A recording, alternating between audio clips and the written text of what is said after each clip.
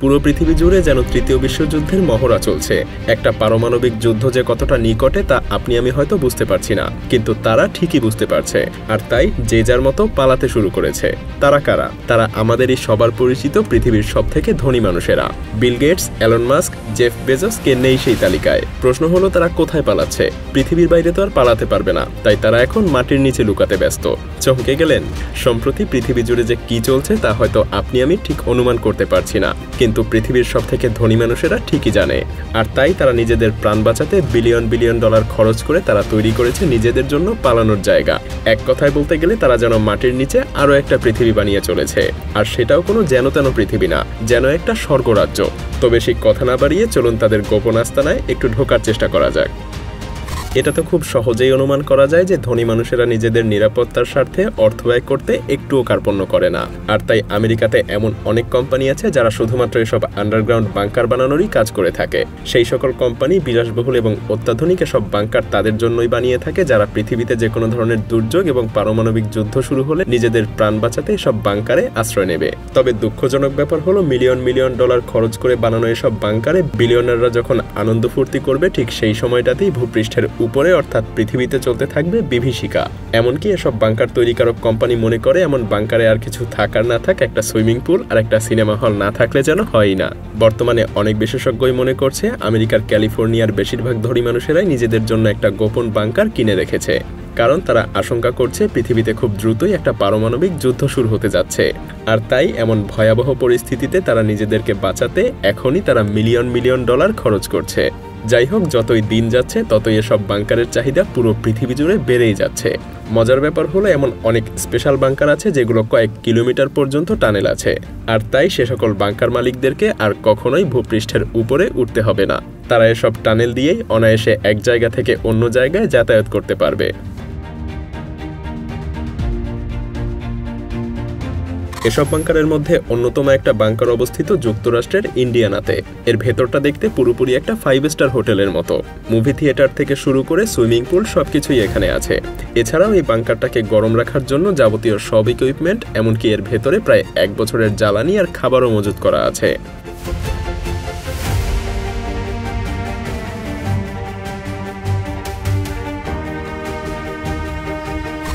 এমন আরেকটা বাংকারের নাম হলো ইউরোপা 1। এই বাংকারটাকে স্নায়ুযুদ্ধ চলাকালীন সময় তৈরি করা হয়েছিল। পুরো বাংকারটা মাটির নিচে প্রায় 34 তলা বিল্ডিং এর সমান এবং প্রত্যেক তলা প্রায় 230 বর্গমিটারেরও বেশি। সিনেমা হল থেকে শুরু করে swimming pool, gym, luxurious bathroom সবকিছুই আছে এই বাংকারে। আসলে এই বাংকারে যে গোপন আরো কি আছে তা শুধুমাত্র এই বাংকার তৈরিকারক কোম্পানি ভালো জানে। বিলিয়নারদের আরেকটা পছন্দের জায়গা হলো নিউজিল্যান্ড। অবাক করা ব্যাপার হলো নিউজিল্যান্ডে এমন কিছু গ্রাম আছে যেগুলোর পুরোটাই বাংকার দিয়ে তৈরি। এসব বাংকার যে কোম্পানিগুলো তৈরি করেছে তাদের মতে এ ধরনের একটা বাংকার তৈরি করতে প্রায় $8.5 মিলিয়ন খরচ করতে হয়। মজার ব্যাপার হলো এত অর্থ ব্যয় করার পরেও পাওয়া যাবে শুধুমাত্র 9টা বেডরুম, 5টা বাথরুম, গ্যারেজ, জিম আর অফিস রুম। আর হ্যাঁ, সাথে একটা মাটির নিচের বাগানও থাকবে। এখন নিশ্চয়ই আপনার মনে প্রশ্ন জাগছে যে এত অর্থ ব্যয় করে এসব কে কিনবে? জানলে অবাক হবেন যে শুধুমাত্র করোনা ভাইরাসের আক্রমণেই ভূগর্ভস্থ এসব বাংকারের বিক্রি কয়েক গুণ বেড়ে গিয়েছিল। যদিও বিশেষজ্ঞদের মতে নিউজিল্যান্ড এসব ভূগর্ভস্থ বাংকার তৈরি করার জন্য একদমই উপযুক্ত জায়গা না, কারণ নিউজিল্যান্ডে প্রায়ই সুনামি আঘাত হানে। আর পুরো নিউজিল্যান্ড সমুদ্র দিয়ে ঘেরা থাকায় যে কোনো দুর্যোগকালীন পরিস্থিতিতে ভূগর্ভস্থ এসব বাংকার পানি দিয়ে তলিয়ে যাওয়ার সম্ভাবনা অনেক বেশি। কিন্তু তারপরেও অনেক বিশেষজ্ঞই মনে করছে অ্যামাজনের প্রতিষ্ঠাতা জেফ বেজোস নিউজিল্যান্ডেই এমন একটা বিলাসবহুল বাংকার কিনে রেখেছে। এমনকি বিল গেটস 2015 সালের দিকে বেশ কিছু ভূগর্ভস্থ বাংকার কিনে রেখেছে। এগুলো শোনার পর আপনার হয়তো মনে হতে পারে যে যাদের খুব বেশি অর্থ নেই তারা কোনোভাবেই পারমাণবিক যুদ্ধের মতো দুর্যোগে বাঁচতে পারবে না। আসলে ব্যাপারটা তেমন না। কোটি কোটি টাকা দিয়ে বাংকার কেনার বিকল্প কিছু পদ্ধতি অনেকেই বেছে নিচ্ছে। চাইলে আপনিও একটা বানিয়ে ফেলতে পারেন।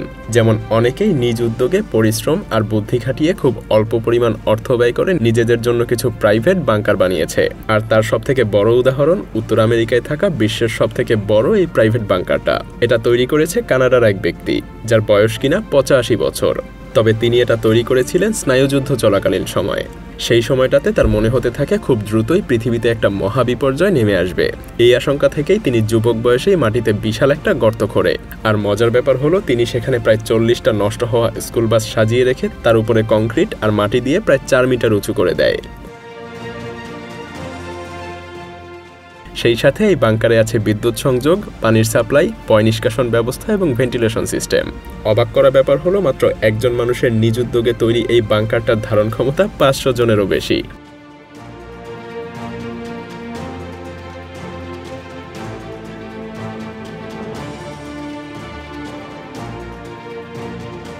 আমরা হয়তো অনেকেই জানি, এই বিংশ শতাব্দীর শুরুতে পারমাণবিক যুদ্ধের আশঙ্কা বেশ জোরালো ছিল।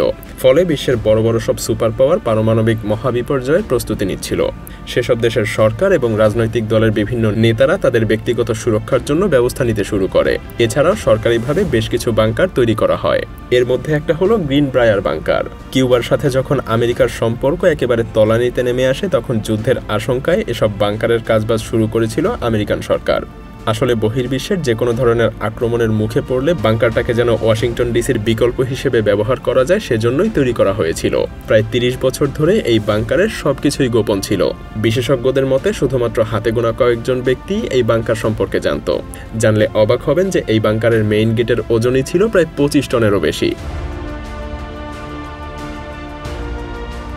দীর্ঘদিন গোপন থাকার পরে 1992 সালে কিছু সাংবাদিকরা এই বাংকারের অস্তিত্ব আবিষ্কার করেছিল। এদিকে আমেরিকার চিরশত্রু রাশিয়াও কিন্তু এসব বাংকার তৈরিতে মোটেও পিছিয়ে নেই। যেমন রাশিয়ার সবচাইতে বড় বাংকারটা মস্কোতেই অবস্থিত। এটা তৈরি করা হয়েছিল 1950 সালের দিকে। যে কোনো দুর্যোগকালীন সময়ে বেঁচে থাকার জন্য প্রায় সকল ধরনের উপাদানের সংগ্রহই আছে এই বাংকারটাতে। জ্বালানি, খাবার থেকে শুরু করে বিশুদ্ধ বাতাস সবকিছুই এখানে আছে। মজার ব্যাপার হলো, এই বাংকারটা টানেলের মাধ্যমে কাছেই অবস্থিত মস্কোর মেট্রো স্টেশনের সাথেও সংযুক্ত করা হয়েছে। যদিও এটাকে বর্তমানে একটা জাদুঘর হিসেবে দর্শনার্থীদের জন্য খুলে দেওয়া হয়েছে।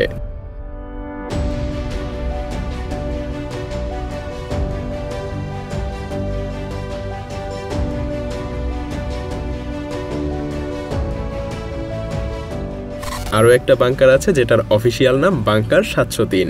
এটাকেও বর্তমানে জাদুঘরে পরিণত করা হয়েছে।